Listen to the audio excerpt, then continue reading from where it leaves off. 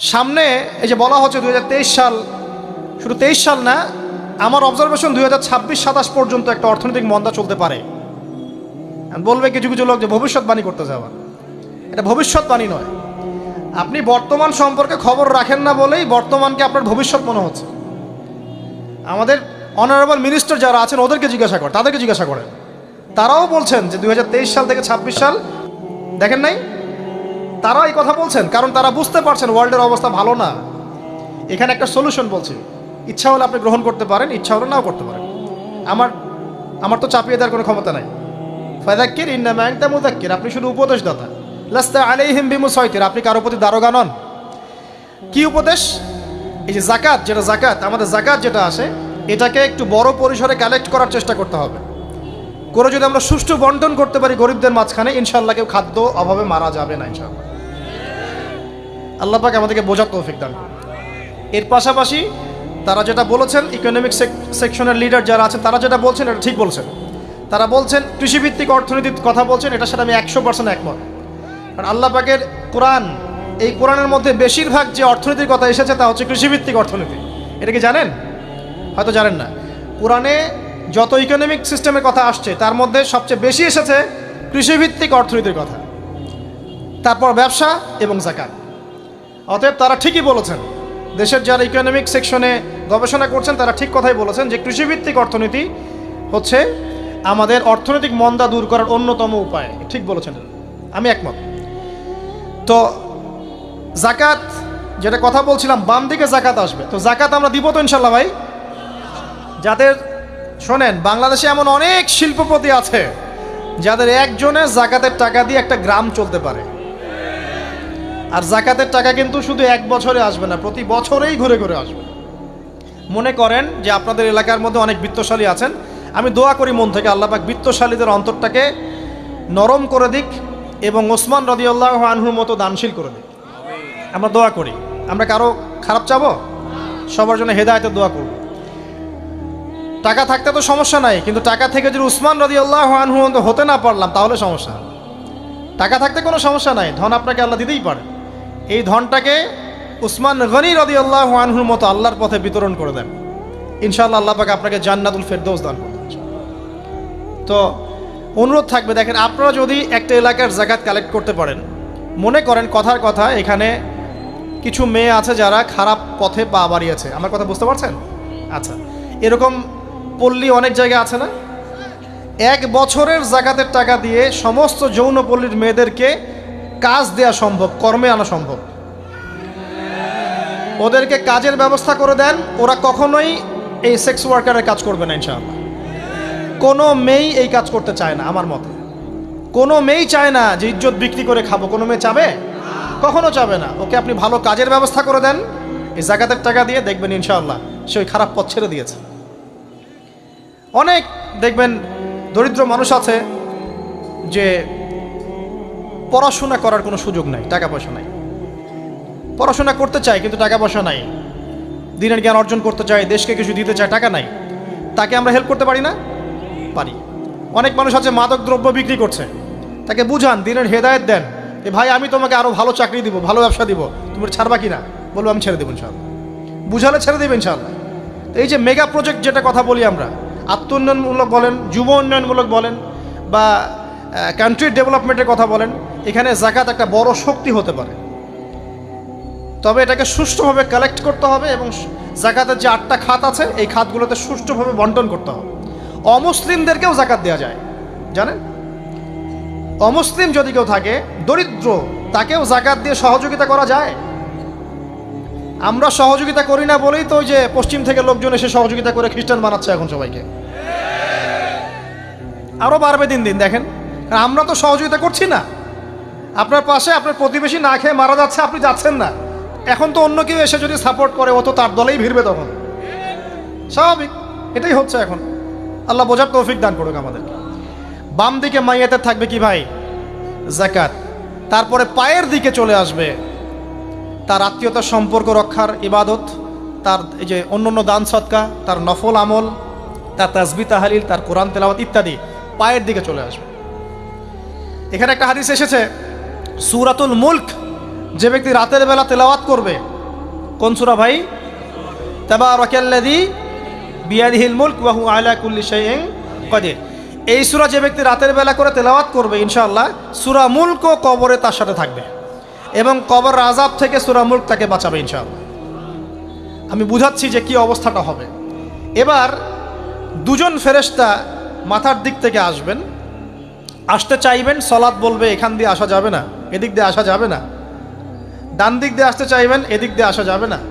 বাম দিক দিয়ে আসতে চাইবেন, যাকাত বলবে এদিক দিয়ে আসা যাবে না। পায়ের দিক দিয়ে আসতে চাইবেন, আমলগুলো বলবে এদিক দিয়ে আসা যাবে না। তখন যাই হোক তারা আসবেন। এটা কথা কি?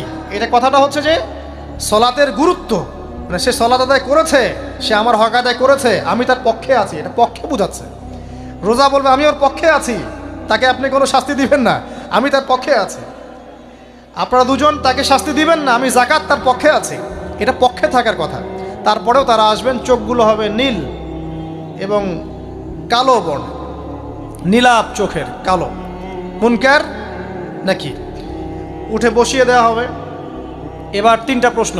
প্রথমে প্রশ্ন হচ্ছে কি, মান রব্বুক, তোমার রবকে?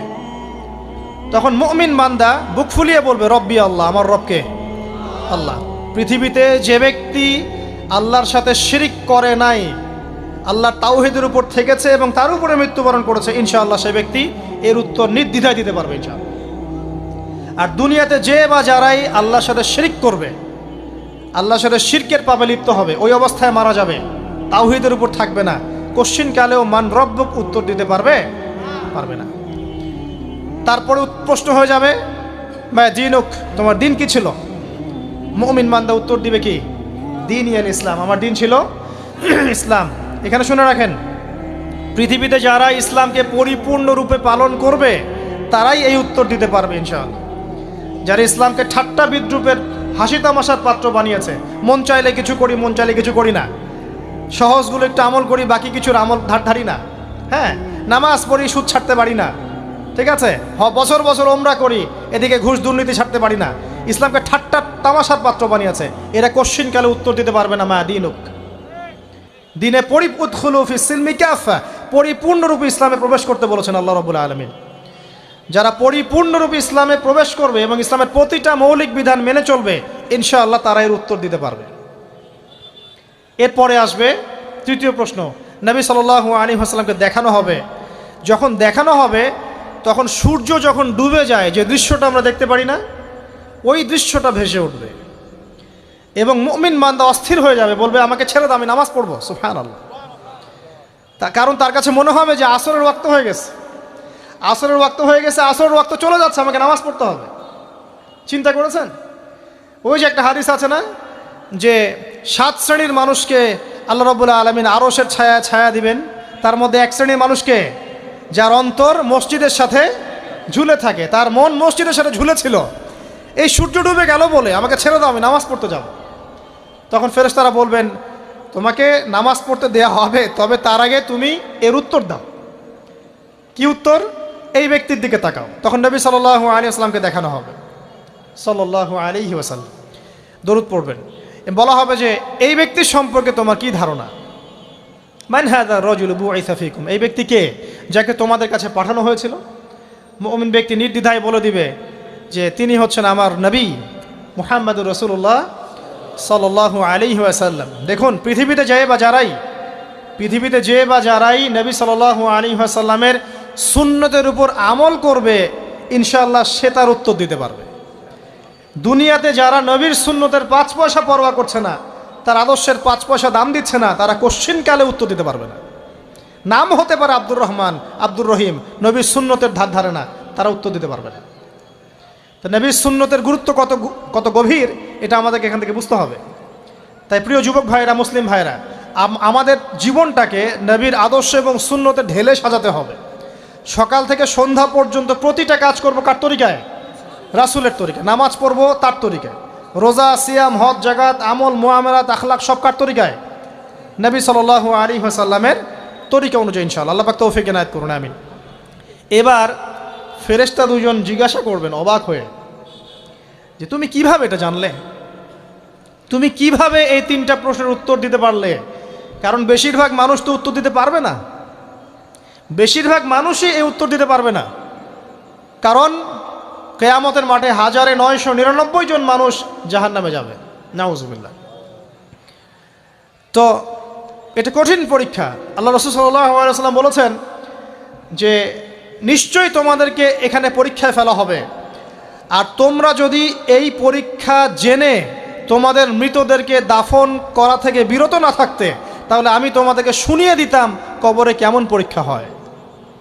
মানে যদি আমরা শুনতে পারতাম যে কবরে কেমন পরীক্ষা হয়, আমরা ভয়ে আমাদের মৃতদেরকে দাফন পর্যন্ত করতাম না।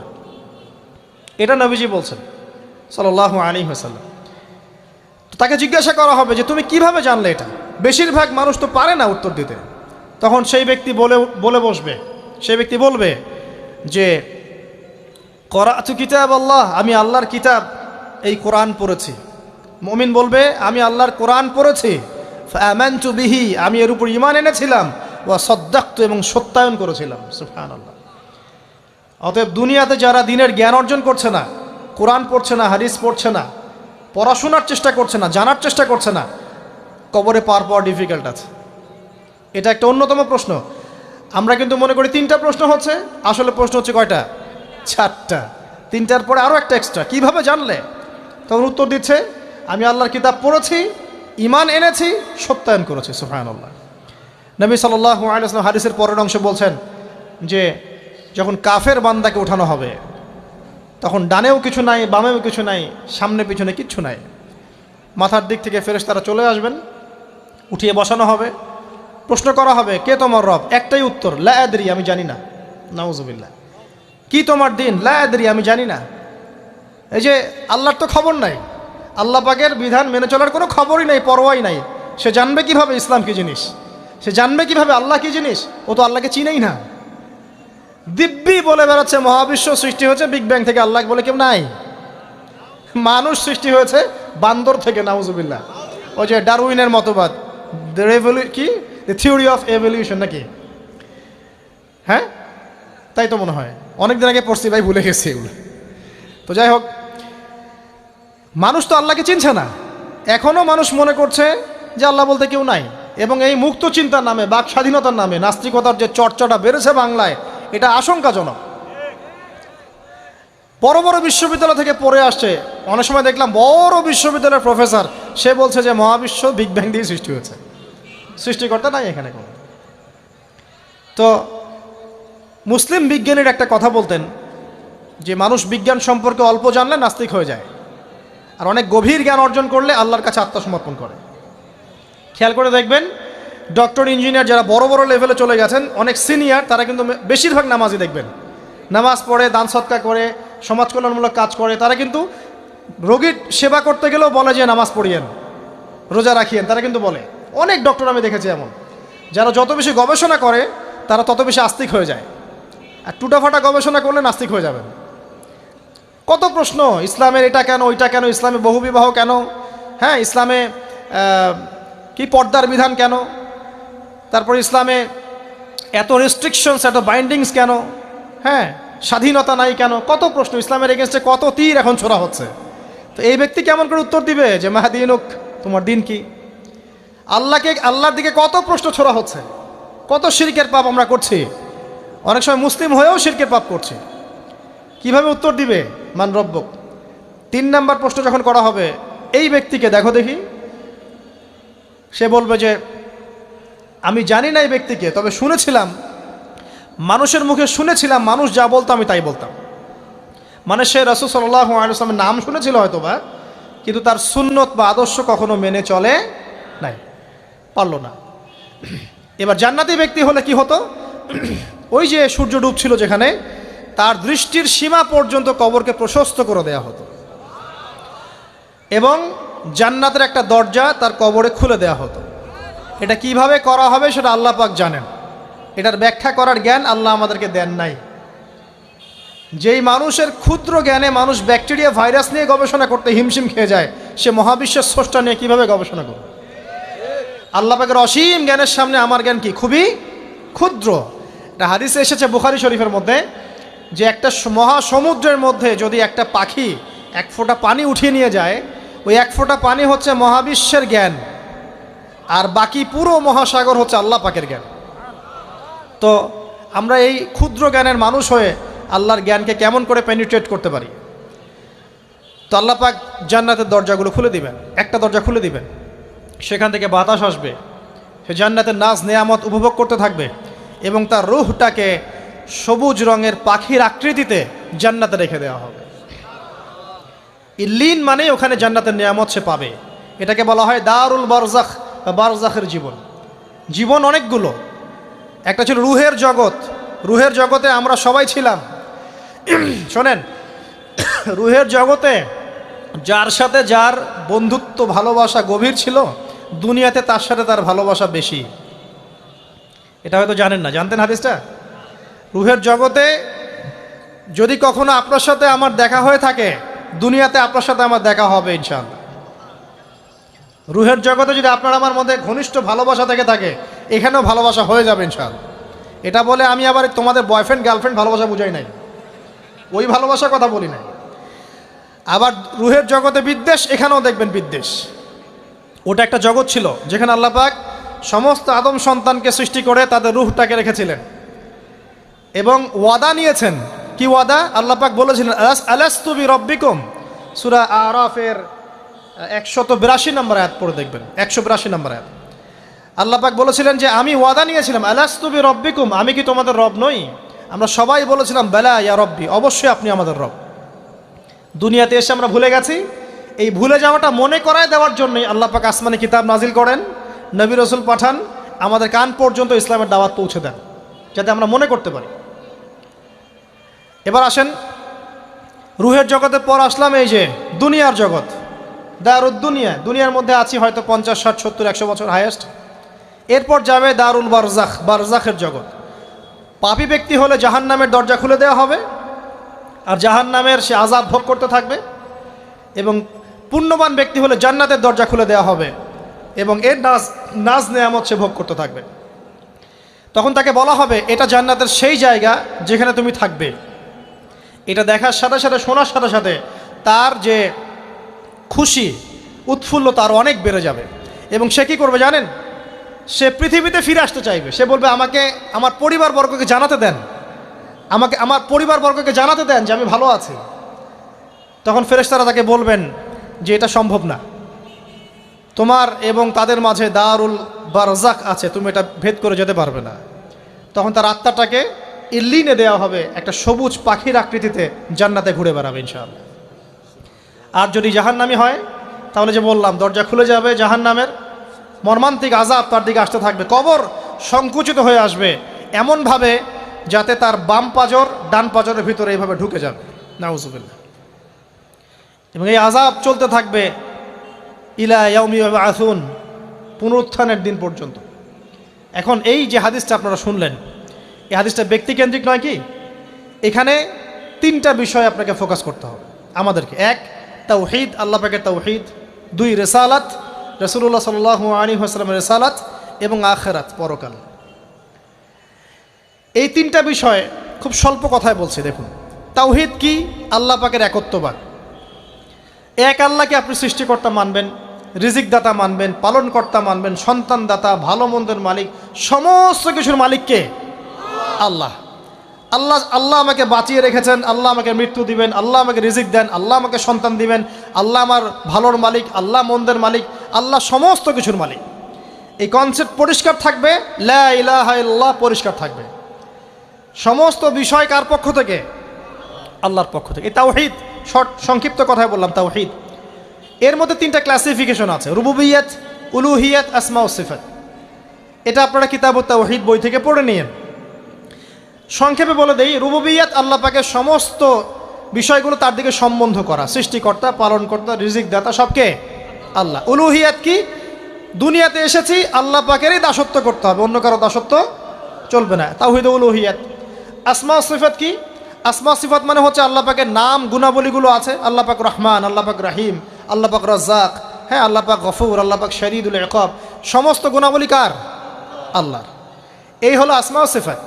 আল্লাহ পাক যেমন, আল্লাহ পাক তেমন, আল্লাহ পাক নিজের মতো, কারোর সাথে তুলনীয় নন। হুয়াল্লাহু আহাদ, একক, আল্লাহুস সামাদ, তিনি অমুখাপেক্ষী, লাম ইয়ালিদ ওয়া লাম ইউলাদ, তিনি জন্ম দেননি, জন্মিতও নন, ওয়া লাম ইয়াকুল্লাহু কুফুয়ান আহাদ, তার সমতুল্য আর কিছুই নাই। আল্লাহ থেকে সব কিছু হয়, এটাই হলো তাওহীদ। এখন এর অপোজিশন কি? শিরক। তাওহীদের বিরুদ্ধে গেলে কি হয়ে যাবে? শিরক। কেউ যদি মনে করে যে আল্লাহ ছাড়া কেউ আমাকে জীবন দিতে পারে, আল্লাহ ছাড়া কেউ আমাকে মারতে পারে, আল্লাহ ছাড়া কেউ আমাকে রিজিক দিতে পারে, অথবা আল্লাহ ছাড়া কেউ সন্তান দিতে পারে, আল্লাহ ছাড়া অন্য কারো কাছে কেউ যদি দোয়া করে, আল্লাহ ছাড়া অন্য কারো জন্য নজর মানত করে, আল্লাহ ছাড়া অন্য কারো নামে কসম খায়, আল্লাহর হালালকে হারাম করে দেয়, আল্লাহর হারামকে হালাল করে নেয়, ঠিক আছে? আল্লাহ থেকে শুভ অশুভ আসে না, শুভ আল্লাহর পক্ষ থেকে আসে, অশুভ শয়তানের পক্ষ থেকে আসে, এমনও যদি কেউ মনে করে, শুভ অশুভ দুটোই আল্লাহর পক্ষ থেকে আসে, কিন্তু কেউ যদি মনে করে না শুভগুলো আল্লাহর পক্ষ থেকে, অশুভগুলো শয়তানের পক্ষ থেকে, এমনও যদি মনে করে, শিরক হয়ে যাবে। মুসলিমরা চলাফেরায় শিরক করছে। এখন মুসলিমরা আল্লাহ ছাড়া অন্য কারো কাছে চাচ্ছে, মুসলিমরা অনেকে কবরে সেজদা করছে, মুসলিমরা অনেকেই মৃত মানুষের কাছে দোয়া করছে, হাতে বালা পরে আছেন, খোলেন না। কেন খোলেন না? ভয়ে যদি আপনার ক্ষতি হয়, শিরক। মুসলিমরা দেখবেন আগুনের সামনে মাথা নত করছে, মুসলিমরা এখন মেডিটেশন করে, ধ্যান করে, মুসলিমরা জিনকে তাবে করতেছে, অনেক সময় দেখা যায় মুসলিমরা জাদু করতেছে, জাদুবিদ্যা, কুফরি কালাম করছে না? করছে। সবই শিরক, সবই শিরক। মুসলিমরা দেখবেন আল্লাহর হালাল যেগুলো আছে এগুলোকে হারাম করে ফেলছে, আবার অনেক সময় আল্লাহর হারামগুলোকে হালাল করে নিচ্ছে। সুদ কি ভাই? এখানে ফরজ, হালাল করে নেওয়া হয়েছে। মদ কি? তোমাদের কাছে তো ওয়াজিব, না খাইলে ঘুম হয় না। তো এই যে আল্লাহর হারামগুলোকে কি করছি আমরা? হালাল করে ফেলি, এটাও শিরক, কুফরি একটা। তো এক কথায় তাওহীদের উপর যারা থাকবে, মান রব্বুক উত্তর দিতে পারবে ইনশাআল্লাহ। যারা শিরক করে ফেলবে ওই অবস্থায় মারা যাবে, মান রব্বুক উত্তর দিতে পারবে না। আমার কথা কি বোঝা যাচ্ছে? আমি সহজ করার চেষ্টা করছি, কিন্তু হয়তো পারছি না, এটা আমার ব্যর্থতা। এক কথায় যদি আমরা কবরের প্রথম প্রশ্নের উত্তর দিতে চাই, তাহলে আমাদেরকে অবশ্যই তাওহীদের উপর থাকতে হবে, শিরকে যাওয়া যাবে না। প্রিয় ভাইরা, শিরকের পাপ থেকে আজকে তওবা করে ফেলবেন। আল্লাহ জেনে না জেনে জীবনে যত শিরক করেছে আল্লাহ মাফ করে দাও, আমিন। এবং আগামী দিনগুলোতে শিরকের পাপে লিপ্ত হয় না। প্রিয় ভাইরা, যদি আপনার আমল নামায় আসমান জমিন সমানও পাপ থাকে, শিরকের পাপটুকু না থাকে, আল্লাহ পাক আপনার পুরো পাপ মাফ করতে পারবেন ইনশাআল্লাহ। আল্লাহ পাক বলেছেন, মেরাজের রাতে নবী সাল্লাল্লাহু আলাইহি ওয়াসাল্লামকে আরশে আজিমের কাছে উঠিয়ে নিয়ে আল্লাহ পাক 3টা ওহী করেছেন। কয়টা ওহী? একটা ছিল 5 ওয়াক্ত নামাজ, ঠিক আছে? 2 নাম্বার হচ্ছে সূরা বাকারার শেষের 3টা আয়াত। 3 নাম্বার একটা ওয়াদা, একটা প্রতিশ্রুতি। সেটা কি? হে মুহাম্মদ সাল্লাল্লাহু আলাইহি ওয়াসাল্লাম, তোমার উম্মতের মধ্যে কেউ যদি আসমান জমিন সমান পাপ নিয়ে আমার সামনে হাজির হয়, কিন্তু আমার সাথে কাউকে শরিক না করে, শিরক না করে, তাহলে আমি আল্লাহ তার সামনে আসমান জমিন সমান ক্ষমা নিয়ে হাজির হব, মানে মাফ করে দেওয়া হবে ইনশাআল্লাহ। অতএব শিরকের পাপে যায়েন না, ইনশাআল্লাহ জান্নাতে যাওয়া যাবে। যে ব্যক্তি মন থেকে একবার লা ইলাহা ইল্লাল্লাহ পড়েছে, সমস্ত বিষয় আল্লাহর দিকে সুপর্দ করে, তার অন্যান্য অনেক পাপ থাকতে পারে, আল্লাহ পাক চাইলে সব পাপ মাফ করতে পারেন। অতএব মান রব্বুক উত্তর দিতে চাইলে শিরকের পাপে যাওয়া যাবে? যাবে না।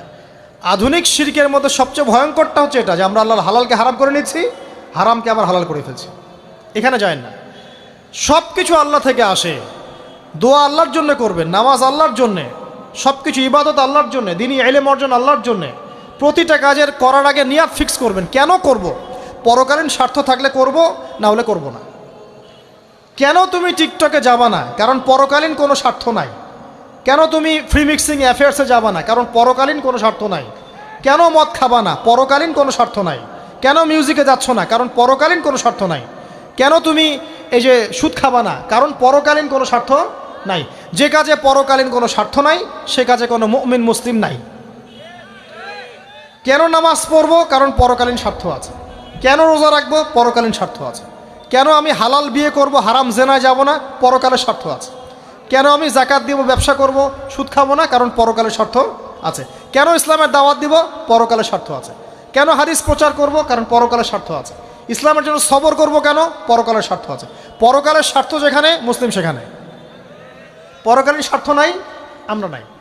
প্রত্যেকটা কাজ করার আগে নিয়াতটা ফিক্স করতে হবে, পরকালের কোনো স্বার্থ আছে? যদি বলে হ্যাঁ আছে তাহলে করবেন, স্বার্থ নাই আমি নাই। কোনো ফুজুল কি বাত বা ফাহেসা কোনো কাজ, এসব কাজে আমরা নাই, বিকজ এগুলোতে কোনো পরকালীন স্বার্থ নাই।